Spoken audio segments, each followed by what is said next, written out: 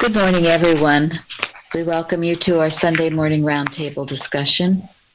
We are recording from the Plainfield Christian Science Church, Independent, Plainfield, New Jersey, the United States of America. We've got a wonderful subject today: ancient and modern necromancy, alias mesmerism and hypnotism denounced. We'll start with our morning prayer. From page 233 of Divinity Course and General Collectania. Every pure thought fallen silently and gently into human consciousness does its part in cleansing the whole world, just as every fallen snowflake does its silent share in transforming the noisomeness of the grimy earth into a soft white blanket of purity. We must remember that the smallest truth is mightier than the greatest lie the world has ever known. The one is an enduring as eternity, and the other is as transient as a shadow. Take from a lie its power to deceive, and it becomes nothing, for its very being depends upon its ability to mislead.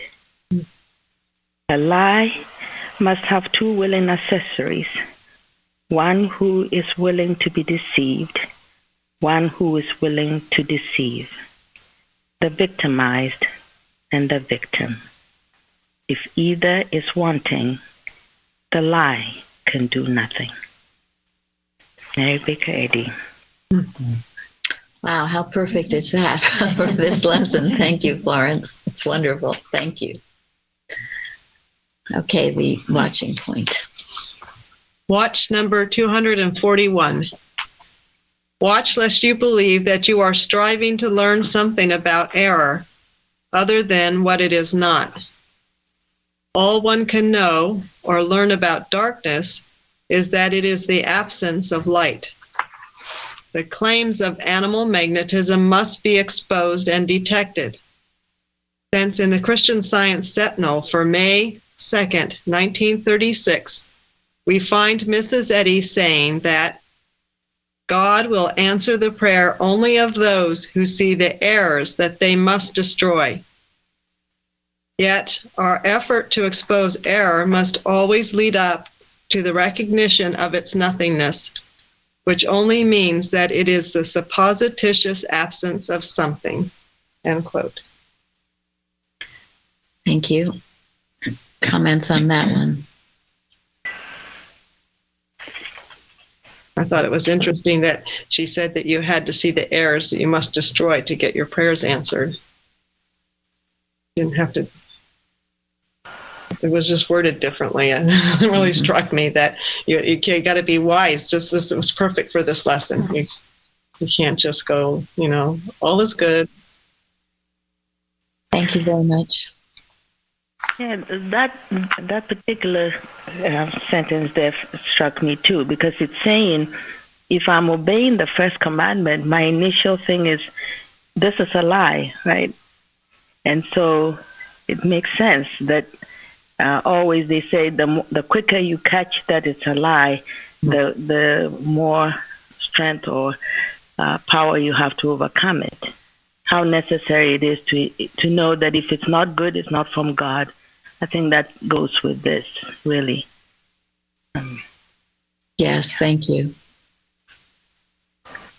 Well, the prayer is, I think she's very strong here, or, that thought, that your prayer won't be answered unless you recognize something that isn't true and face it.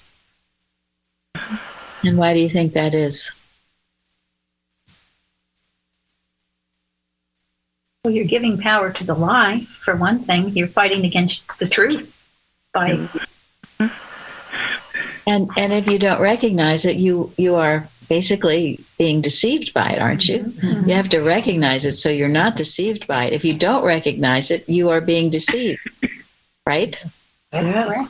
So, again, Mrs. Eddy says, I acknowledge your claims, but I denounce your power. It's a very important statement. You have to acknowledge what it's trying to do, but then you defang it, you strip it, you demesmerize it. It has no power. Why? Yes, the first commandment. God is the only power there is. And this is how we stay awake, alert, and working. And if you're not doing this, you're flying around blind, so to speak. And you're really not a Christian Scientist. And this is what I love so much about coming here and Mrs. Evans, because she confronted things right on. It wasn't this burying your head in the sand and saying it doesn't exist and let's not talk about it and oh. That just shows tremendous fear of it. You can't even talk about it. You're afraid of it. Yeah, I was staying so mesmerized with And it. you believe in it, too. Florence, you go first. No, I was saying staying so mesmerized with it and building it up, Yes. And thank you. Who was the other one speaking? Fairly. Oh, Fairly? Just said it means you believe in it, too. Right, you do. If you can't even talk about it and you're afraid of it, you believe it.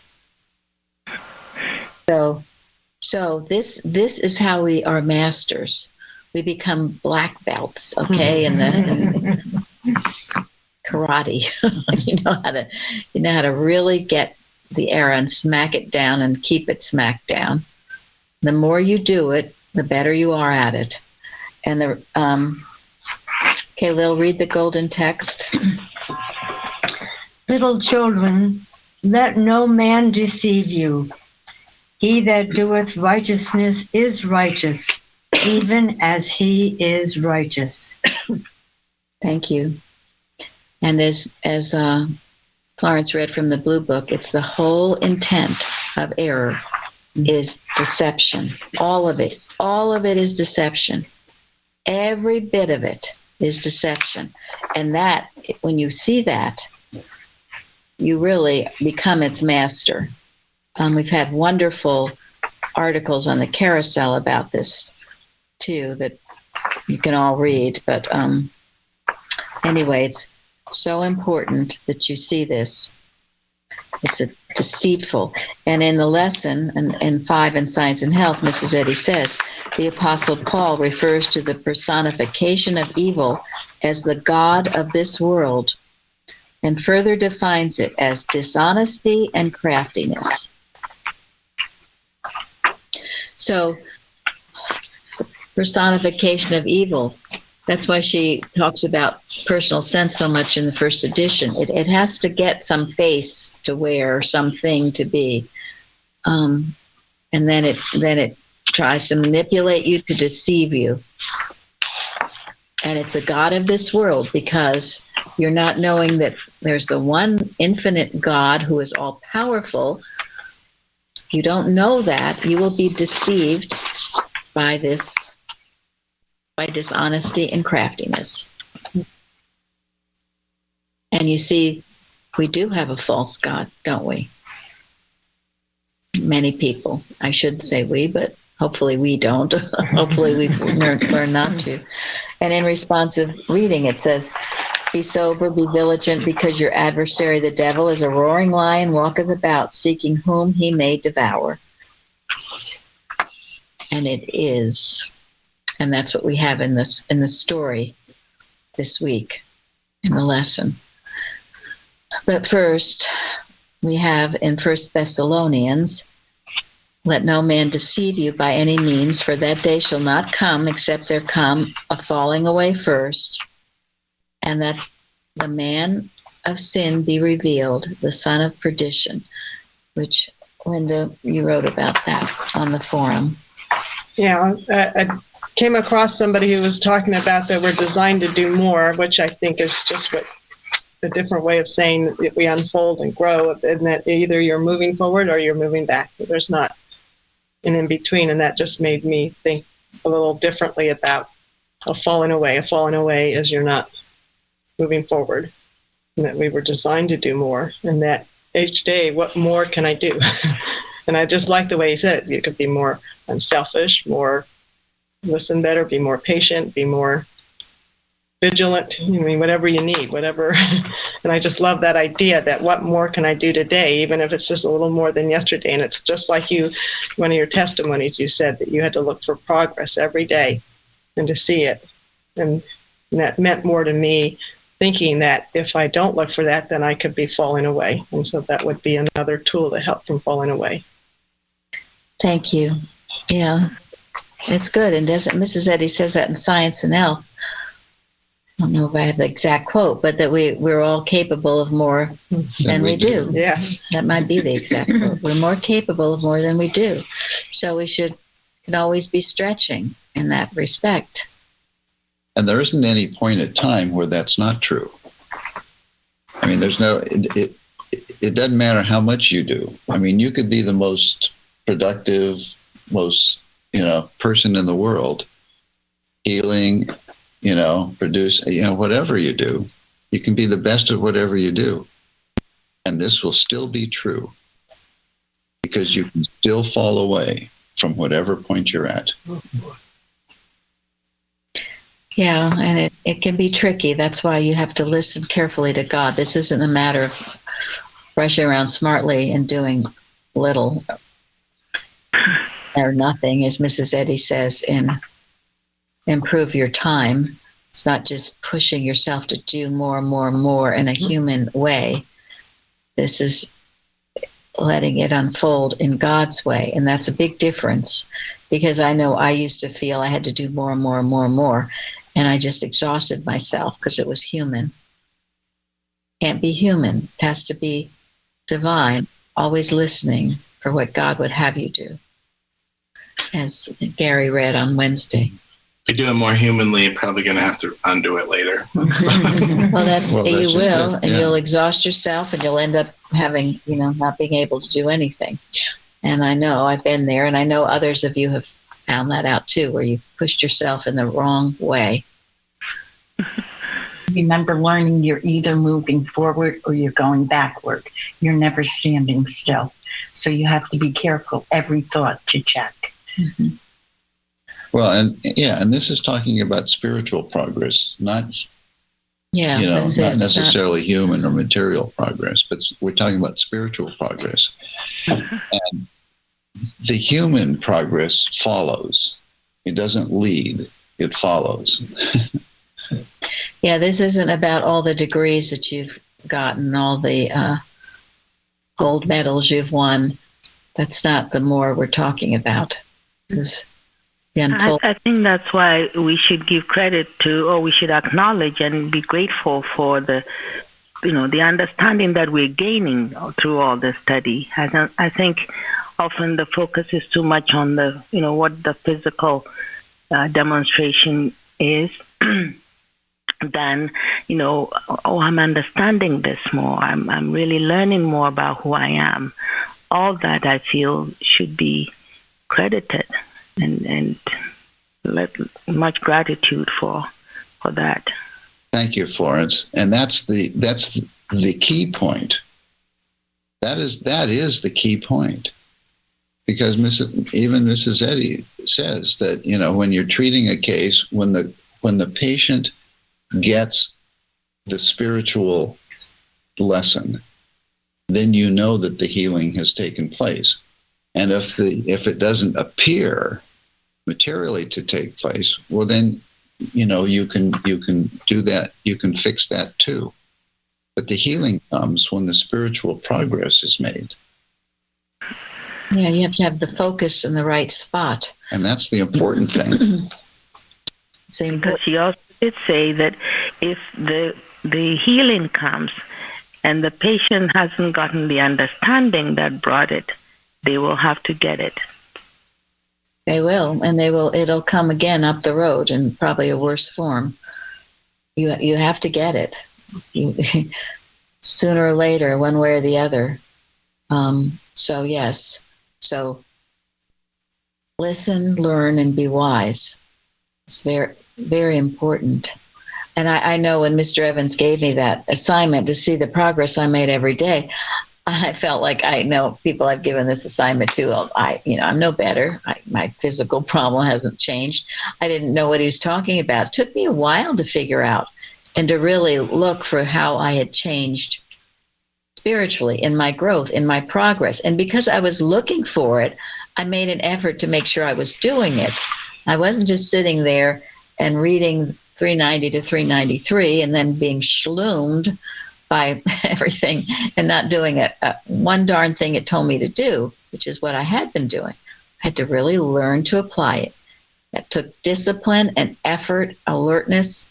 And when I did it, and it wasn't, oh, well, I'm doing it 2 days, now I should be all better. No, I had to forget when, how, and what way, and just focus on really wanting to know God with my whole heart, mind, and soul more than anything else, as we spoke about last week. And then the healings did come. Eventually, gently, diminishing until they finally disappeared. Carrie mentioned in the forum about, about them knowing the scripture, profitable for doctrine, and how important this is, and not just the human aspect of the Bible, but the spiritual interpretation of the Bible, which we're all learning and gaining here. And isn't it wonderful? It's like, my gosh, a forever unfoldment. So we'll get into that story. Jeremy? I was actually thinking that this week because I remember when I came here, I asked what animal magnetism was, and I got the answer, and didn't have any idea what that meant. So it just has made me realize it's coming up on 8 years being here, and I just realized done a lot of learning over the years. So I'm very and what does animal magnetism mean? It's a belief in a power apart from God. It's the simple definition that Mrs. Evans gave us years ago, and it certainly makes sense. That's error. You believe there's a power. You've been deceived into thinking there's a power apart from God. Right. And it's also the sum total of all evil. Oh. They are synonymous. Power apart from God is evil, period. And it's a lie. In every instance, it's a lie. Jeremy. Okay. The 1 Kings 13, this really gave me a lot. I don't know if you want me just to give an overview or what, but... Yeah, an overview. Okay, yeah, just it made me realize how much, as we're learning here with our spiritual sense to listen to God and do what we're supposed to do, can't be taken off of that just because somebody else comes along, even if humanly they're trustworthy or whatever. We have to keep with God's word. And I'm so grateful for all the things Mrs. Eddy gave us to help with that, to keep our obedience and all that, and then just to know, even if you do make a mistake, it's only the end if you identify yourself as a failure through that. So, and that's something that's been very hard for me to learn, because I came here feeling like a natural failure.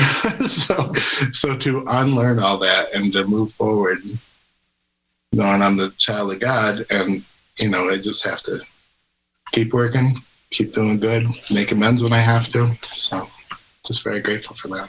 And that's why you're so helpful. That's why you're so useful to God in the work that you do for this church. I'm grateful for that too, because I have no degrees and no gold medals. That's it. And he's humbled himself under the mighty hand of God, that he may exalt you in due time, casting all your care upon him, for he careth for you. That's how it is when you humble yourself before the almighty hand of God, before him. And then you do get exalted in ways that you never knew would be possible. These are laws and principles, and you see it happening to people who are applying those laws and principles. Because I thought I was only coming here for a couple days. We tricked you.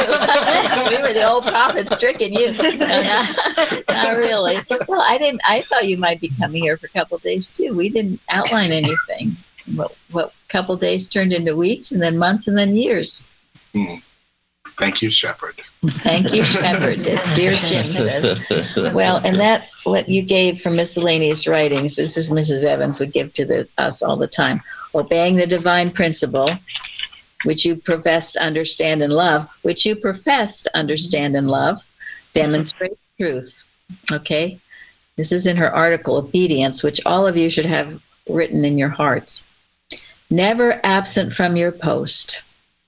Never off guard, never ill-humored, never unready to work for God. His obedience, being faithful over a few things.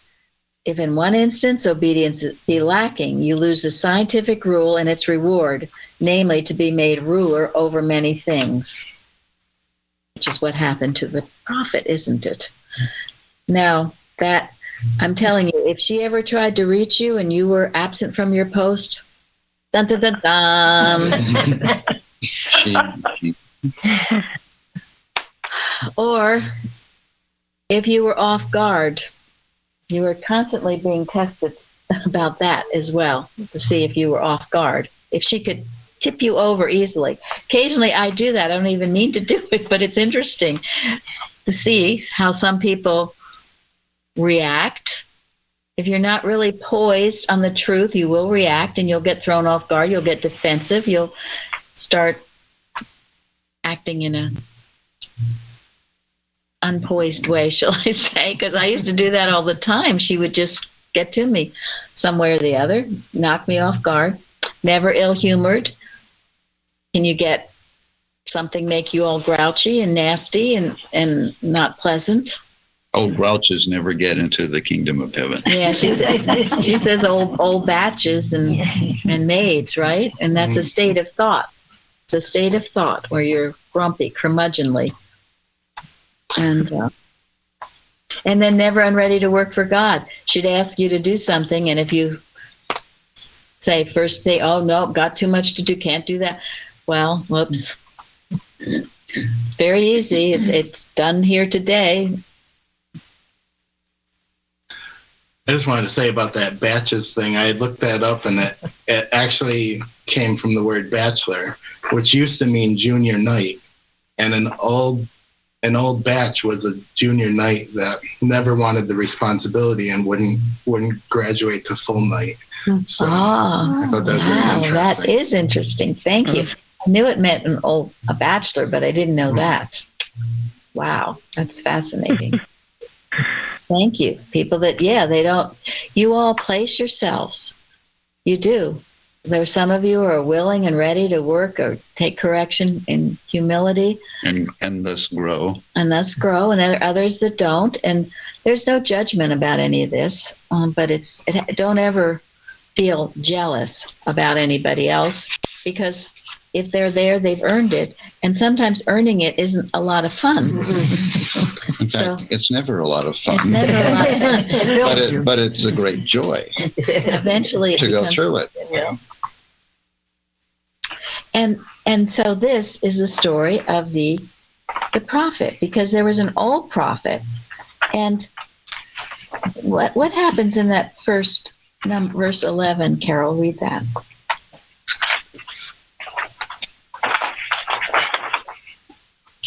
Now there dwelt an old prophet in Bethel, and his sons came and told him all the works of the man of God had done that day in Bethel.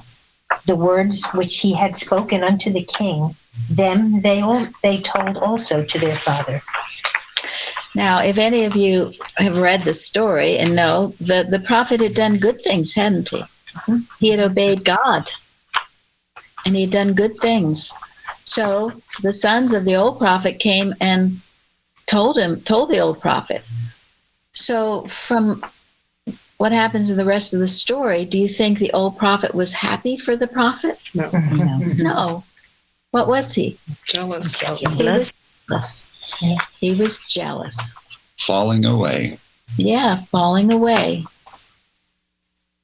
And not only that, since he heard the whole story, he knew what the prophet was supposed to do and not do, right? So he put his plan into action to trick him. Now, this, again, the story is not about the old prophet, it's about the prophet. Because it's easy, we can just leave it and blame that old nasty prophet for tricking this guy, right? Which is what a lot of people do. Of course, the prophet wasn't even allowed to do that because he was dead as a doornail. But I'm just saying, blaming others for your failings is never a good idea, ever, ever, ever. And we see it going on now. When I hear people blaming that there was this did he and didn't, this and all of this. No, honey, while you're doing that, you could be making well of your life. You could be turning to God, progressing and growing. Blaming is not good, ever. We were taught here, even if you were in a car accident and even if it wasn't your fault, guess who was to blame if you want to put blame? Yourself. Wrong place at the wrong time. Not in the right alert state of mind, off guard. This is a principle of Christian Science. It is a principle that we all have to get to. We are responsible for our own experience. Children are subject to their parents, but once you're grown up, you are responsible for your own experience.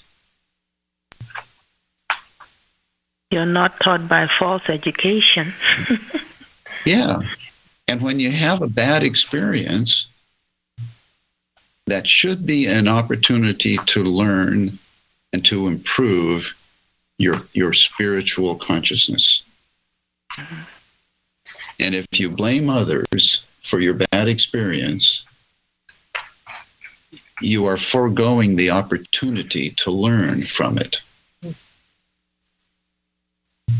And you will never have dominion. The dominion is within, and this is what that means. You're giving all the dominion to everybody around you and all your circumstances. It's all in their hands, and you're the helpless victim. And that's what's so dangerous about it. Your dominion is within. It doesn't matter how you've been treated. And this is one of the glories of Christian Science. And I know a lot of people don't know this, and this is why we talk about it and pray that people who need to know it will know it so they can gain that dominion. We know of many people who have come from all kinds of backgrounds, all kinds of conditions, and people. Well, Joseph, I mean, just read the Bible, for heaven's sakes. Yeah, this is what the story of Joseph was all about. Yes. Yeah. He didn't blame anybody for his circumstances, and as a result, he grew and was of great use to God and to all mankind. So remember this, and when things unjust or whatever done to you or mean-spirited, just get quiet within yourself and ask God what you should do and how you can rise up higher. And don't react. Don't react. Keep your poise. Those 3 things we just went over about. Never absent from your post, never off guard, never ill-humored, lead sweetly, and never unready to work for God. So Carrie sent me. I just want to say, and from Mrs. Eddy's rule for her house, there was the excuses are intolerable. So. Yes, yes. And Martha Wilcox talks about it too. She says it'll get you either in a hospital or a mental institution. When you excuse yourself because it was the other person's fault or whatever excuse you have, just get quiet and learn from it. This is how you keep... Otherwise, you're not practicing Christian Science. Yeah, and you've given your dominion away, and that's a terrible thing to do. So Carrie sent me this good article. We'll have to put it in the Liberator someday, called The Disobedient Prophet by Mabel Thompson, 1906, Christian Science Journal. She quotes from miscellaneous writings on 280. We find the warning for a moment like this one with the prophet. The doors of animal magnetism open wide for the entrance of error, sometimes just at the moment when you are ready to enter on the fruition of your labors. This guy had done a great job. you see it all the time. These people do these great, wonderful things, and then poof, they end up. He was on home. Yep. And he got distracted by the devil, who came in, in a way that appeared convincing. Yeah. It always appears in a pleasant and convincing way to you. Yes. She writes, once let the alertness to truth be lulled by indolence or self-indulgence, how quickly does the mesmerism of error deafen the ear to the voice of principle. When error confronts the man of God in a more subtle and pleasing form through the voice of one who might be trusted to be also a man of God, without stopping to weigh the suggestion to listen for the inward voice, he steps aside from the path, the direct path, easily following the dictates of the senses. The consequent punishment is swift and tragic in its intensity, and as cursory reading may suggest, out of all proportion to the sin. But deeper thought reveals very plainly that in Jesus' words, unto whomsoever much is given, what? Much is required. Much is required. The great responsibility to which the man of God was called argued a previous career to which many proofs of God's power and goodness had been given. The greater the moral height, the greater the fall, if that height is not sustained by absolute fidelity to principle. Again, on the first reading, it would seem as if the chief blame should rest on the old prophet, who was the tempter.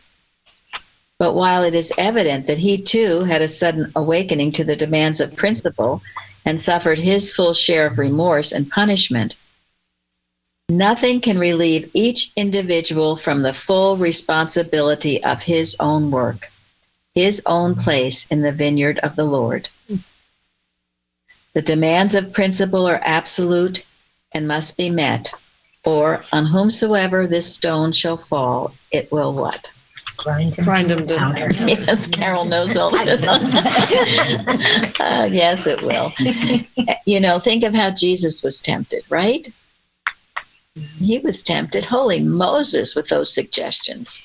It was right after the baptism when that dove descended. Yes, It does. Tear or triumph harms. That's why never off guard. And often it comes as a flatterer. That's why flattery, hopefully you all know and are sensitive to that. I can always tell when someone sincerely is appreciative and thanks me, or if it's just flattery. And flattery usually, what's behind that? Well, manipulation. Thank you. That's just the word, manipulation. Just like this old prophet. He was out to manipulate this guy. So, remember all of this. It'll keep you so safe. And now we're going to get into something really great. And that is, yes, I will go. Henceforth, be no more as children tossed to and fro and carried about with every wind of doctrine by the sleight of men and cunning craftiness, whereby they lay in wait to deceive. But speaking the truth in love may grow up into him in all things, which is the head, even Christ. But the thing that I really want to get into was, above all, taking the shield of faith, wherewith ye shall be able to quench all the fiery darts of the wicked. Now we have putting on the whole armor of God, right? Think about it. Whole armor of God, that you may withstand the evil day. The first, loins girt about you with truth. You got to know the truth so you can't be deceived by the error, right? You got to know what the real coin looks like so you're not deceived by the counterfeit. Then you have on the breastplate of righteousness. What kind of life have you been living? If you've been screwing around, then you can't claim any of this. You've got to be living a right life, or you're exempt from what God has to offer you. We're not kidding around here, okay? As they say on the playground, I ain't playing with you. And that's a good thing to know. And your feet shod with the preparation of the gospel of peace. The preparation of the gospel of peace. Your feet are grounded in peace, in love toward the brethren. You're not out to get anybody. You don't have a chip on your shoulder. You're in a state of peace. You love mankind. You love God and mankind. If you've got a chip on your shoulder or you're not peaceful, well, you'll easily be toppled over. And then above all, taking the shield of faith, wherewith ye shall be able to quench all the fiery darts of the wicked. We'll go back to that because I want to finish. The helmet of salvation and the sword of spirit, which is the word of God. Salvation. Have you given your life to God? Salvation. Do you honestly recognize that you have no life separate from God? Or are you still fooling yourself into thinking that maybe you've got a life somehow separate from God?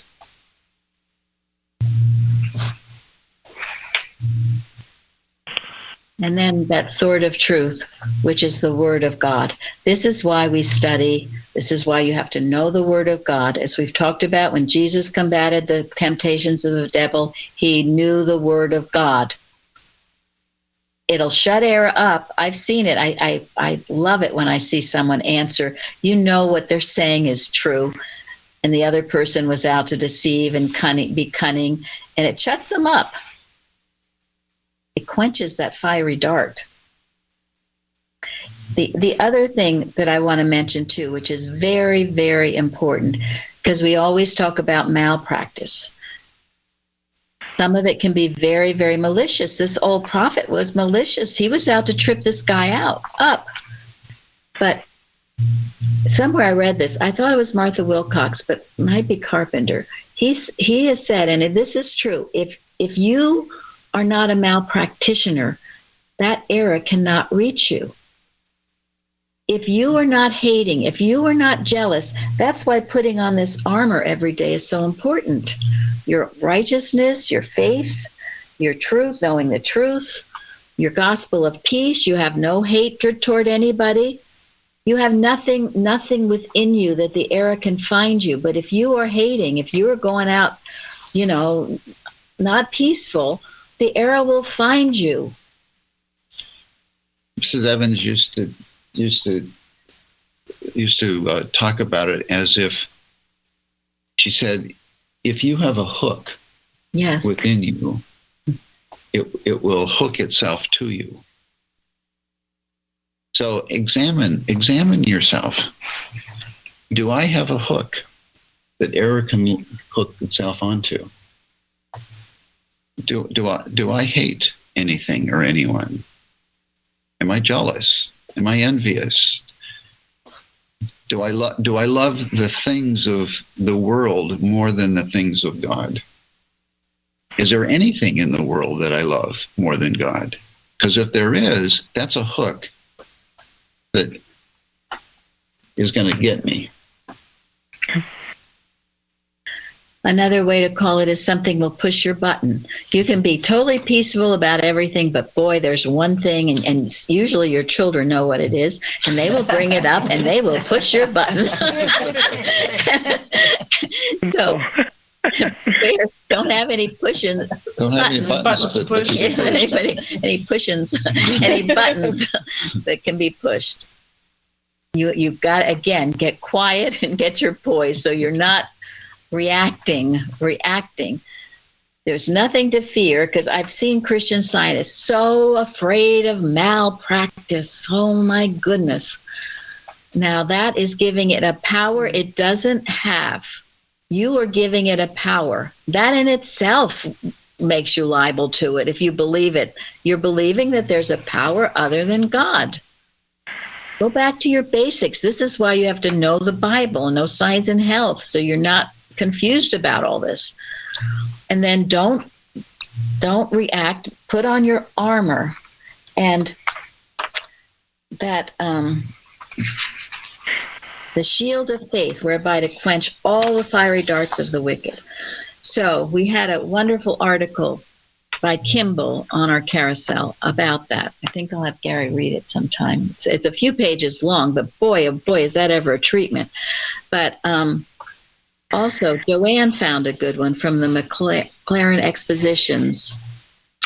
And it says, archaeologists tell us that there were in use in ancient warfare javelins tipped with some kind of combustible, which were set on fire and flung, so that they had not only the power of wounding, but also of burning. And that there were others with a hollow head, which was in like manner filled, kindled, and thrown into the ranks of the enemy. I suppose that the apostles' reasons for specifying these fiery darts was simply that they were the most formidable offensive weapons that he had ever heard of. And then it goes on. He talks about, what's within you. The fiery darts especially appeal to desires, appetites, passions. And that you only need to touch and they flare up like a tar barrel in thick, foul smoke darkening the heavens.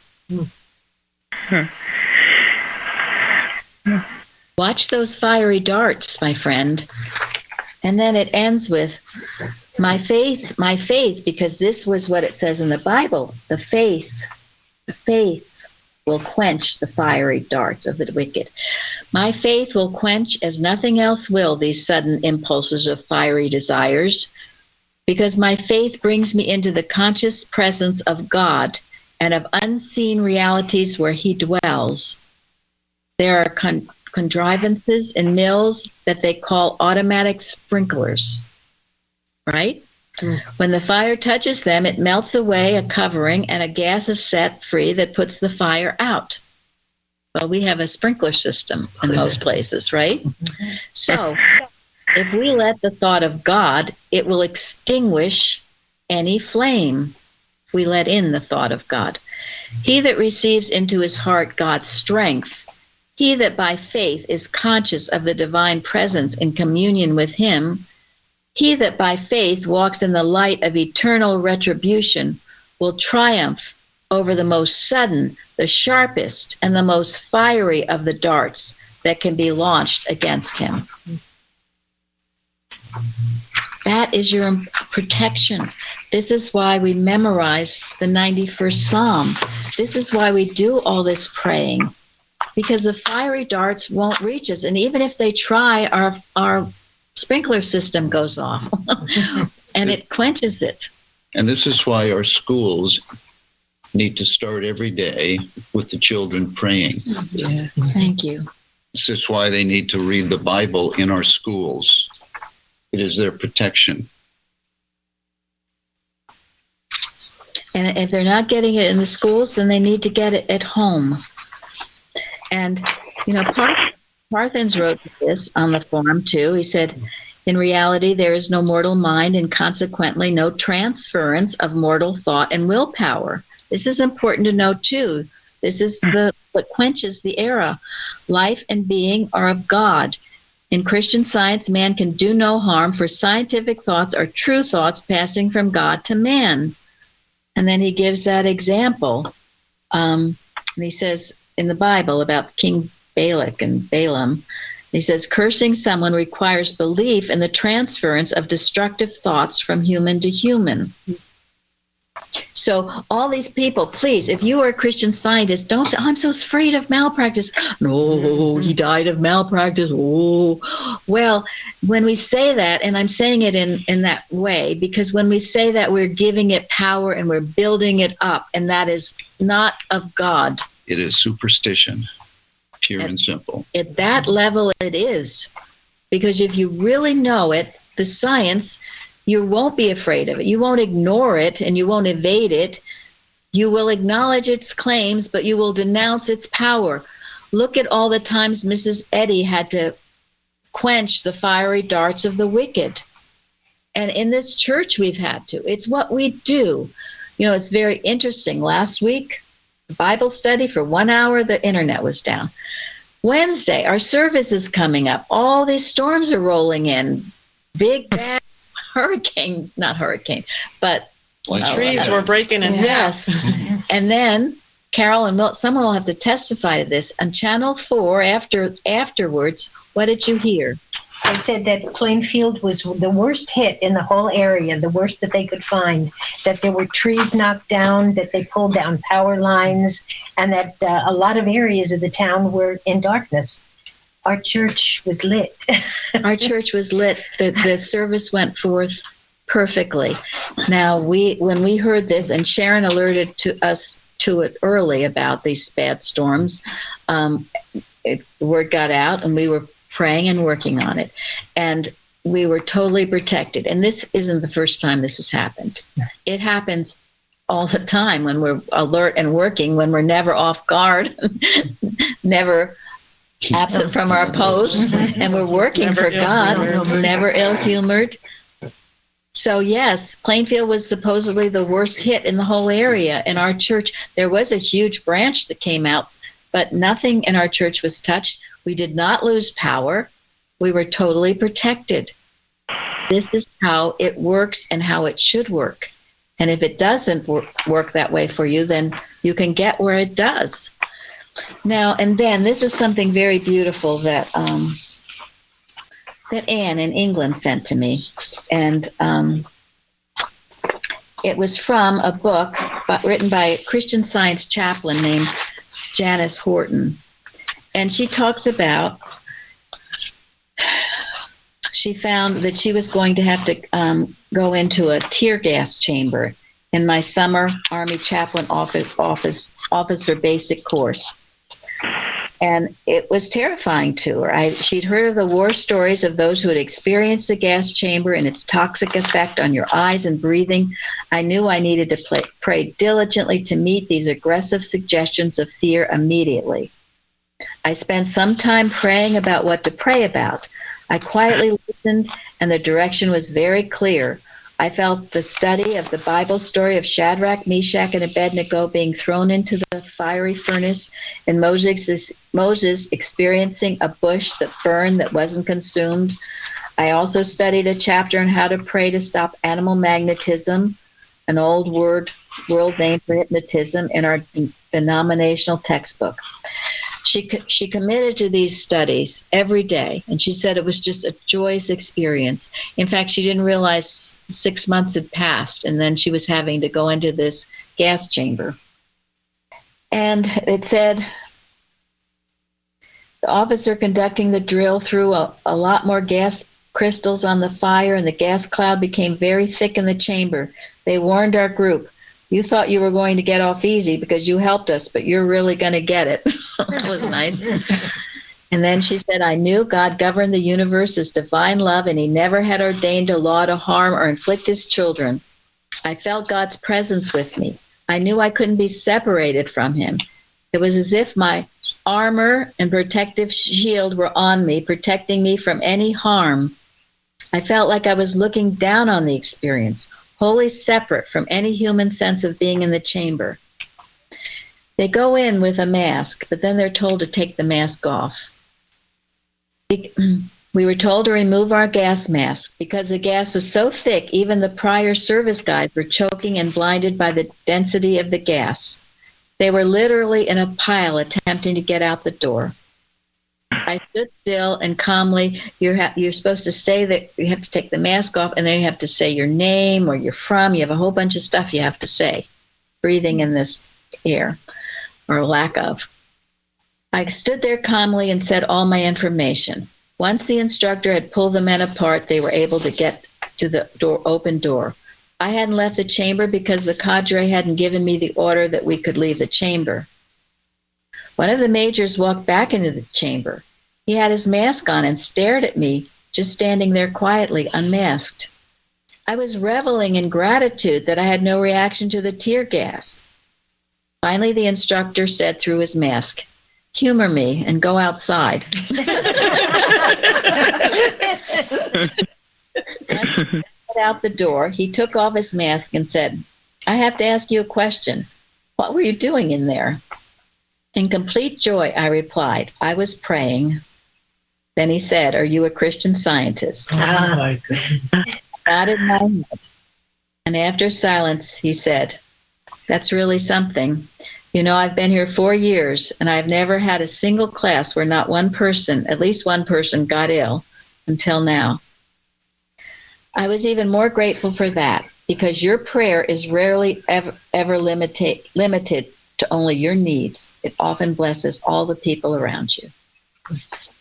And, you know, to go with that, in Science and Health, where Mrs. Eddy has said, here it is, holy inspiration has created states of mind which have been able to nullify the action of the flames, as in the Bible cases of the 3 young Hebrew captives cast into the Babylonian furnace, while an opposite mental state might produce spontaneous combustion. Thank you.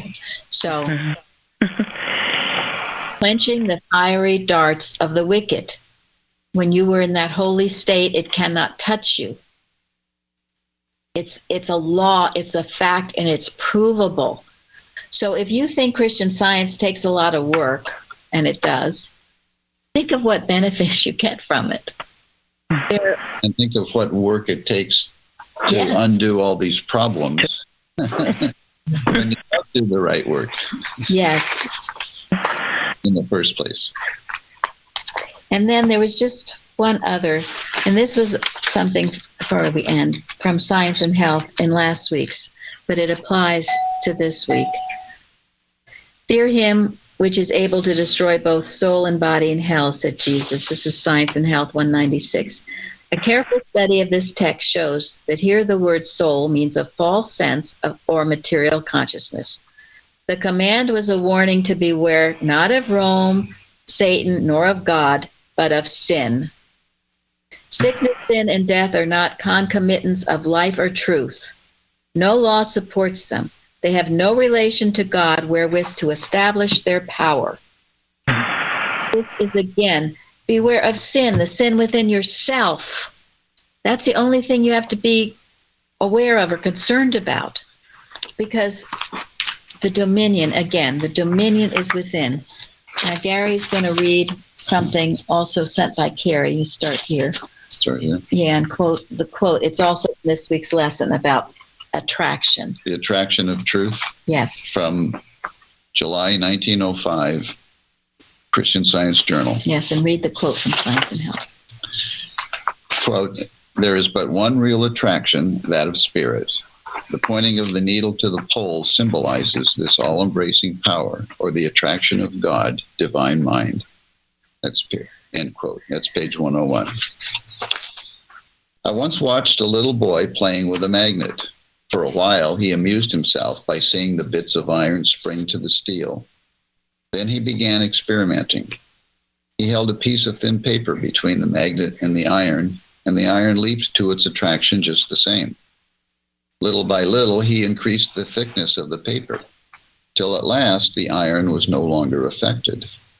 If his magnet had been stronger, more resistance would have been overcome, and one can imagine a lodestone so large and perhaps powerful that perhaps no obstacle would be able to defeat its action. The parallel is obvious. There are no degrees of power in truth. It never falls short of omnipotence. One may deny its attraction, may even defy it, may build up between it and oneself a barrier of prejudice, self-love, self-will, that may seem all but impenetrable. But steadily, calmly, irresistibly, through all phases and vicissitudes, truth is day by day drawing humanity up and out of its dream world. And thus God, truth, touches the human consciousness through Jesus of Nazareth, the great teacher, and through the work of our leader, Mrs. Eddy, who walks among us today in her gracious womanhood. This spring, when I planted my nasturtiums, I put the first of them very deep, so that my mother, standing by, said, "Those seeds will never come up. You are planting them much too deep." I put the rest nearer the surface and covered them all up and waited through the pleasant days. When the right time came, the little green bent fingers began to push the soil away, and one by one the tiny plants appeared, those planted last coming first. But after a little while, the others coming too, till every seed had lifted itself in newness of life into the light. Not one failed to obey the call of the springtime. It took longer for some of them, for they had more to overcome. Deeper darkness, a heavier weight of the earth. But always above was the sun and the rain and the dew calling, "Come up hither." And they, every one, obeyed. So shall each individual consciousness hear truth say, "Come up hither." The roads may differ that each must take. Some seem to walk along primrose paths, though always there are thorns and briars to be aware of, and to uproot others have to hew their way through solid granite blocks of educated beliefs, fears, hopes, and hates. But if the roads differ, the goal is the same for all. And sooner or later, through storm and stress, joy and triumph, all things working for good, the child of God will find himself in the image and likeness of his father and mother, and God's will shall be done in earth as it is in heaven. Isn't that beautiful? Normal. Yes, normal and right. Thank you all for joining us today. Thank you. Thank you. Thank you. Thank you.